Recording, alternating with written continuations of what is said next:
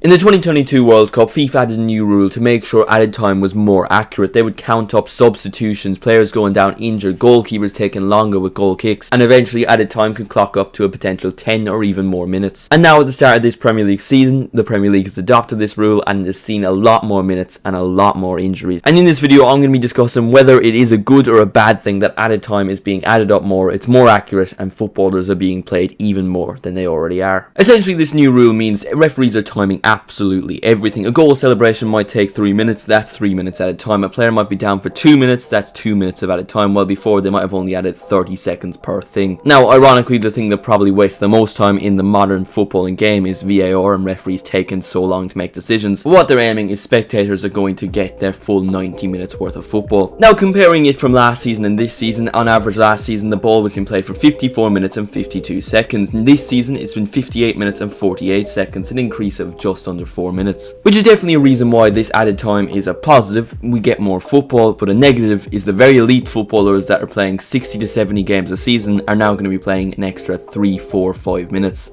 every single game. And these extra minutes have led to an increase in injuries. Compared to this time last season, it's an increase of 15%. And obviously with more minutes, footballers are going to be doing more running, and that has led to an increase in hamstring injuries of 55%. The Premier League has seen several games go over 100 minutes. For example, Fulham versus Sheffield United in October was 113 minutes long. Both Newcastle and Man United are in European football, so they're playing the maximum amount of football, and both teams have suffered 15 separate injuries that have led to players missing matches. I mean, yes, it definitely benefits us, the viewers. We're getting more football, we're getting more out of our 90 minutes. But this is having an effect on the footballers. They're either getting injuries or burning out and are just not the same and not performing at an elite level. I definitely understand in certain cases, maybe a player goes down with a really bad injury, he's being treated for about 5 minutes, then he's substituted off. Then fair enough, add that up, we might get 10 minutes. But now referees are counting every little thing: goal celebrations, substitutions, injuries, treatments, penalties, red cards, delaying the restart of play. I've already showed you this statistics. Injuries are up, hamstring injuries are up, and this is only in the first couple of months. Imagine the long term. Eventually, as this keeps on going, because it looks like this rule is here to stay, it's only going to have a negative effect on football. Older players might burn out quicker, and that could lead to a shorter career, and younger players, their body might not be able, they could be overplayed, and that might mean they might not reach their full potential. The only positive I mentioned is that the fans get to see their team play more football, but is a fan really going to be happy seeing their team play more football but seeing their team get more injuries? I mean, me personally, I would rather see my team play 6 minutes less every week but have more fit players. I just don't see any scenario after the first couple of months of this rule that it benefits football at all. But let me know what you think in the comments.